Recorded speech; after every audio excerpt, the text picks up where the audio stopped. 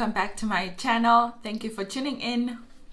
And today I have from the Gallo family. You remember they had the rosé that I really liked. Excuse my voice, I'm not feeling so good. From the Gallo family today I have the Cabernet Sauvignon. And it's from 2018, and I think since their rosé was really good, I think this is going also to be really good. So let's taste.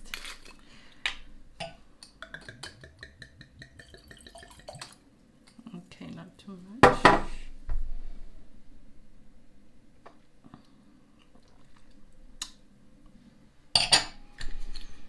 I mean, what is this winery doing to me? Okay, this wine is fantastic. Yeah, that's all I can say. I expected it to be really good since their rosé was good. So cheers to you, Gallo family, the best. So today our story is Black Lives Matter killed my relationship. Okay, let's get into it. So, like most Zimbabwean ladies here, I also came to Germany as an au pair. During that year, I managed to get an FSJ, that's like a volunteering year, place in Hamburg, and everything was going as planned. At the start of my FSJ, I met Andreas. We worked at the same place, just different departments. After a few months, we started dating, and it was honestly the best relationship I ever had. We were just good together. 6 months into our relationship, I moved in with him. Our love was magical, I won't lie. Then 2016 happened. We had been together for 2 years. I think it was July, where two unarmed black men were killed by the police in the States. As a person of color, this obviously affected me. In Zimbabwe, I never faced racism. And honestly, I thought in this day and age, people would have evolved into better human beings. I was outraged just like everyone else on the internet. And at that time, my boyfriend understood why.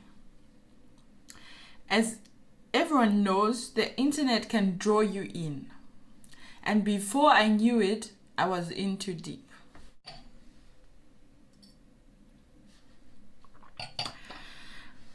I started following a lot of pro-black pages on Insta and Facebook. That's where I came across this page, which was all about black love and Black Lives Matter. At first, it really didn't bother me because I loved Andreas and he was everything to me. But as time went on, I started to feel uncomfortable in my relationship. In the different groups that I was, it seemed like everyone thought being in an interracial relationship was wrong. I started feeling like a fraud, like I was somehow letting my own race down. I withdrew from Andreas. He would try to find out what was going on. I could see I was hurting him, but I couldn't help myself. I felt ashamed whenever we went out and happened to bump into a black person. I felt like that person was judging me for being in love with a white man. One day I couldn't take it anymore, and I broke up with him. 3 years we had been together. All the love we had shared, the dreams we had, it didn't matter to me at the time. I was tired of feeling like I was doing something wrong. And instead of talking to him about it, I pushed him away. So there I was, now living alone and miserable, I might add. I saw him at work. I saw him at work every day, but my pride wouldn't let me reach out to him. I tried dating black guys, but to be honest, there are not a lot of them to choose from here. That's when I realized how stupid I'd been. I live in a predominantly white country, and I was supposed to find a young black suitable man where? I had left a fulfilling relationship because of people's opinion online. I mean, who I love shouldn't matter. My own insecurities had caused all this unnecessary anguish. Fast forward about 8 months, we started talking again. I had written him an apology stating why I had felt the need to end the relationship and what was going on in my head at the time. This was around early 2018. He was dating someone else, and I was jealous because I knew what I was missing. Anyway, then 2020 came with Miss Rona. And he checked up on me every day because he knew I was alone. After the first lockdown ended, we went out for a coffee. And one thing led to another. He wasn't with his girlfriend anymore, so no harm done. We are now somehow back together, but I have a feeling it will never be the same as it was before. But I hope we can get back what we had or a version of it. The internet is not always your friend. Don't let it rule your life. It tapped into insecurities that I didn't even know I had. And it ruined one of the best things I ever had in my life. Be careful. Peace out, sister. Okay.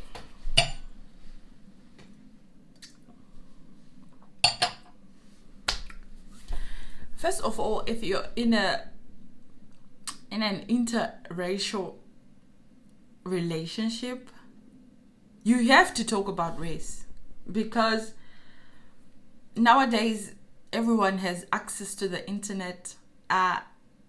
We hear these things, and you must be able to talk about it with your partner. Because if there's no communication about race, if you're in an interracial relationship, it really doesn't work.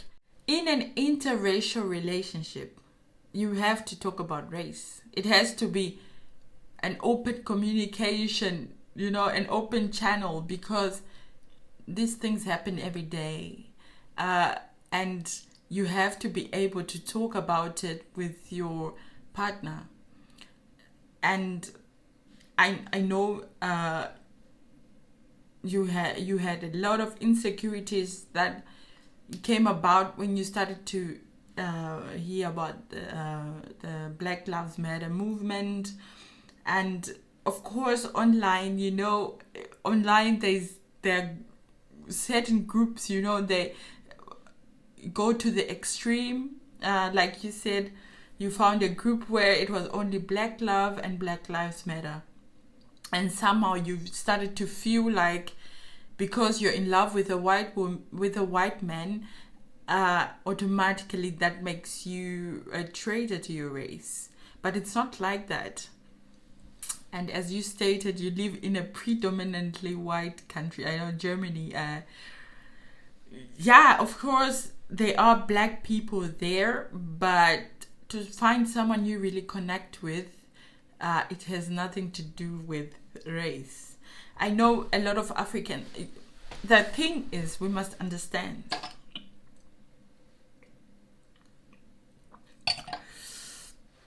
Black people who grew up in Africa have a totally different experience with racism than the black people who grew up in America.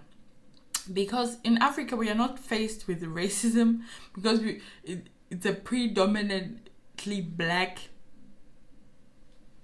continent. Okay, maybe not North Africa. Yeah, some say they don't want to be part of Africa, so I don't care about that. I'm just saying Africa is a predominantly black continent, and you find there's not much of, we don't face as much of racism because we are the majority.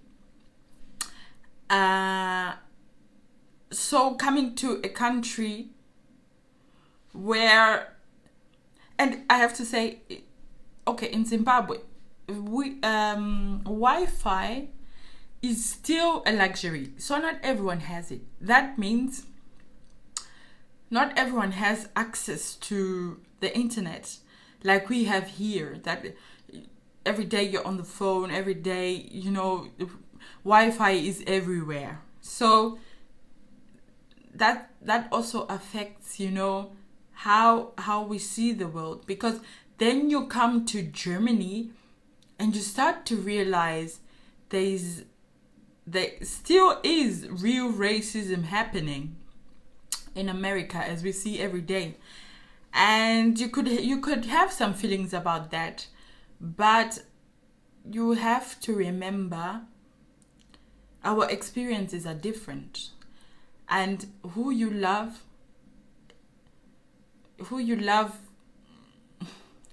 shouldn't matter. Who you love shouldn't be determined by skin color or sex or whatever. You have to have the confidence in yourself, that self-love, that you know who you are, and you respect who you are, and you listen also to the person who you are. If you love a white man, a white woman, a black man, a black woman, an Asian person, it really doesn't matter. But like I said, communication is really important in an interracial relationship. Because if you don't talk about race, it's like you are avoiding the person who you are. It's like you're trying not to see it, and that will only cause problems. So you have to talk about it. I'm happy now that you're together, because I can see that you really loved him, and he loved you also. He loves you. And I hope your relationship works now, and I hope those insecurities you've been working on them, and you also open the line of communication with your partner to be able to talk about race and able to understand each other. Because America is one of the greatest nations, the big nations, you find that most of our news comes from America, or news feeds online is coming from America. So you are bombarded every day by people who don't like each other, people who hate each other because of the skin. Remember, our experiences with African American people are different, because we grew up surrounded by black people, and we didn't have, black Americans have to have the talk with their kids when they're young, to say, if you meet a police officer, you have to behave a certain way. If you want to work in a certain company, you have to express yourself in a certain way. And I understand the frustration and the anger that comes with that, because you grow up knowing that someone doesn't like me just because of my skin pigmentation.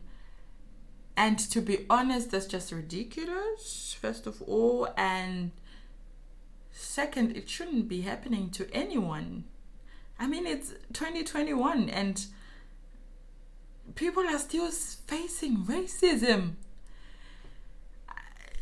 Yeah, so we didn't grow up this. My point is, we didn't grow up the same. So when we come here, it might be overwhelming for us Africans that, whoa, this is a part of the world that I didn't know about, or this is something new to me, and it might affect you in different ways. But you have to, like I said, know who you are, be confident in who you are. Being pro-black doesn't mean you're anti-white or anti-Asian or anti-alien, anti-green, anti-brown, anti-what, you know? I'm just saying, pro-black means you are standing in solidarity with your black brothers and sisters, whether you love a white person or an Asian person. It doesn't matter at the end of the day.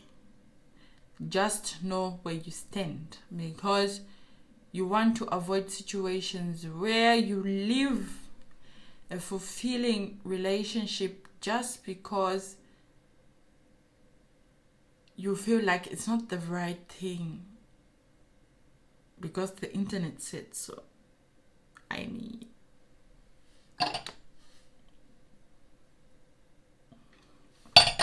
so anyway, thank you for tuning in. Thank you for listening. Like I said, today I'm not feeling my best, so I'm just going to leave you with this. Any comments, please comment below. Like, share, and subscribe. Thank you so much. Have a nice weekend. Bye.